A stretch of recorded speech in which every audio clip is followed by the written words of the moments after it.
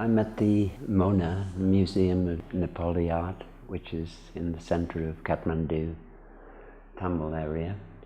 And recently this museum has been set up to exhibit the beauty of the modern art that's being produced in Kathmandu Valley, essentially, amongst all of the community of Newar artists. And I'm an oddball because I'm a Westerner who studied a lot of Tibetan art from the early 1970s onwards. And today we're just doing a brief outline of this particular deity, which is called Kaal Chakra. Welcome to Museum of Nepali Art. So I just want to go into a very brief discussion with you regarding this painting a little bit. So in sort of very brief, can you explain who this is, this deity? Right, okay. Deity is known as Kaal Chakra, which translates precisely as the wheel of time. It was a very important tantra that was developed at the time when Islam was invading, coming across India, destroying temples and monasteries, Buddhist and Hindu, in its path. And it was almost as if the East India dynasty of the Palestinian dynasty, with the Buddhists, developed a method, a deity that would try and stop this incursion that was coming forward of all of the Muslims destroying everything. So I see kind of two figures there. So the deity seems to be two people. What's going on there? It's male and female together.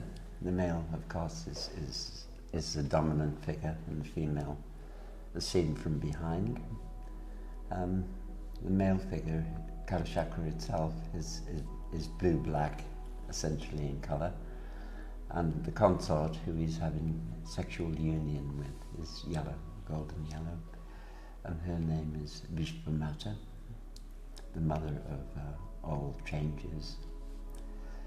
And their union, sexual union, is regarded as the union of bliss and emptiness as such, or the union of a young prince and a young princess, approximately 16 years old, each having contact with each other for the first time with a deep state of love and union, awareness that there's an affinity between them which is supreme and otherworldly rather than mundane and sexual. So what's the idea behind these many hands, and what's going on with him stepping on these two figures, and who are they? Well, the many hands, his 24 arms, and she has 8 arms, 10 arms, I can't even remember. They're basically, each hand is holding a particular attribute which has a highly symbolic meaning, and the number of arms basically represents that the deity is able to perform multitasks at once, has an ability to kind of transcend various realms. And usually the things that are held are tantric weapons or tantric symbols, or things involved in deeply esoteric meaning, which are vehicles of transformation. They destroy what is untrue or what is negative, and triumph over all illusions, essentially. Well, he's stepping on Shiva, and so Kamadeva is the god, the deity of, male deity of love and passion, and he is being crushed underfoot by Kaal Chakra's right foot and Vishvamata's left foot as they press upon her. And essentially it's representing the triumph over desire and illusion, essentially. holding various attributes, very specific attributes. Kamadeva holds a bow of flowers and 5 arrows of flowers. The 5 arrows have kind of like a Cupid in that sense. Very much like Cupid. Very highly symbolic meaning. They're being pressed on the cushion, so they're, in a sense, surrendering themselves. They're not actually being destroyed or oppressed or repressed. No, they're being used as cushions on a bigger cushion, which is a solar cushion. So they're kind of pads, but their consorts are trying to lift the feet of Kaal Chakra to give them breathing space, essentially, to give them ease in their burden. And essentially that's the main symbolism of that particular part of the painting, with the deities underfoot, self-created image. So at the very bottom you see various objects here. Some look like offering materials. So what are these?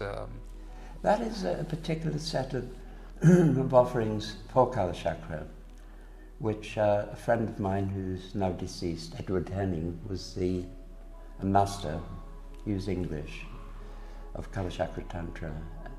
The person with the best knowledge of the iconography, symbolism of Kaal Chakra, which he studied.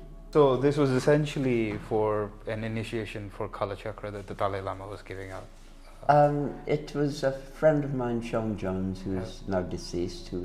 So he was a great devotee of the Dalai Lama, and he gave me £1,000 to make this painting of Kaal Chakra, which I started.